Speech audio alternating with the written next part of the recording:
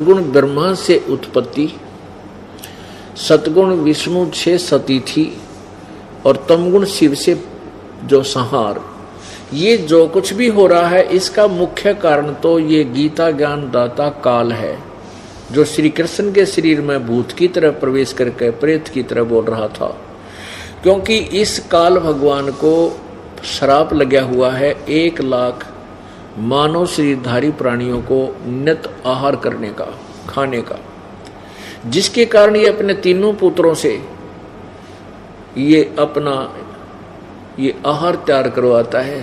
यहाँ पर सारा काम बिल्कुल फोर्सिबली करवा जा रहा है, जबरदस्ती करवाया जा रहा है। जीव की कई कति नहीं चलती यहाँ पर, चाहे कोई कितना अंडी पाक रहा हो, कितना जो है ब्रह्मचारी बन रहा हो और कितना सोचा मेरा जैसा यहाँ सदाचारी नहीं है और झूठ नहीं बोलता, काल ने सबकी घिस काट रखी है।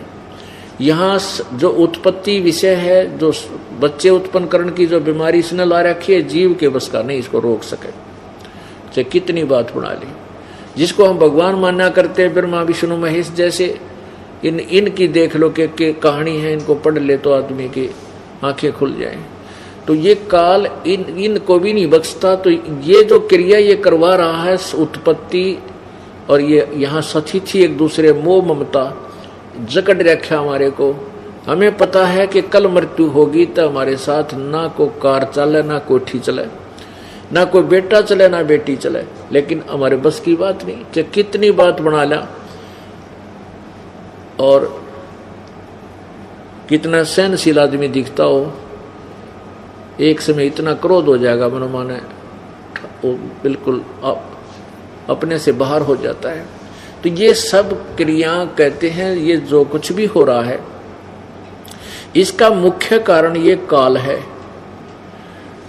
और ये कहता कि मैं इन में नहीं हूं और ये मुझ में नहीं, क्योंकि ये ब्रह्मा विष्णु महेश से दूर रहता है। 21 अपने एक तो 21वें ब्रह्मांड में भी रहता है ये, और प्रत्येक ब्रह्मांड में भी इसने अपना ऊपर के स्थान पर, अपने ऊपर ब्रह्मलोक में एक अलग से गुप्त स्थान बनाया हुआ है, जहां ये अपनी पत्नी दुर्गा को रखता है। और इसने वहां पर 3 स्थान बना रखे, एक रजोगुण प्रधान क्षेत्र, एक सतोगुण प्रधान क्षेत्र, एक तमोगुण प्रधान क्षेत्र। और ये मन इतना पावरफुल है, ये समझ लो ये ज्योत निरंजन ही है।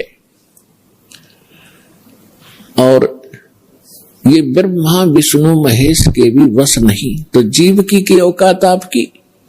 तो जब हम समर्थ की शरण में आते हैं, फिर इसका प्रभाव हमसे हट जाता है और परमात्मा की भक्ति करने से आत्मा में शक्ति आती है।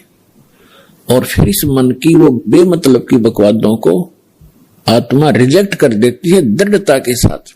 पहले ये दृढ़ता के साथ रिजेक्ट नहीं कर पाती, क्योंकि इसको कोई सहारा नहीं मिलता। तो अब परमात्मा की भक्ति से आत्मा दृढ़ होती चली जाएगी, विकार छूटते चले जाएंगे और आपके अंदर एक विशेष विनम्रता और सद्भावना उत्पन्न होती चली जाएगी, जो भक्त के लक्षण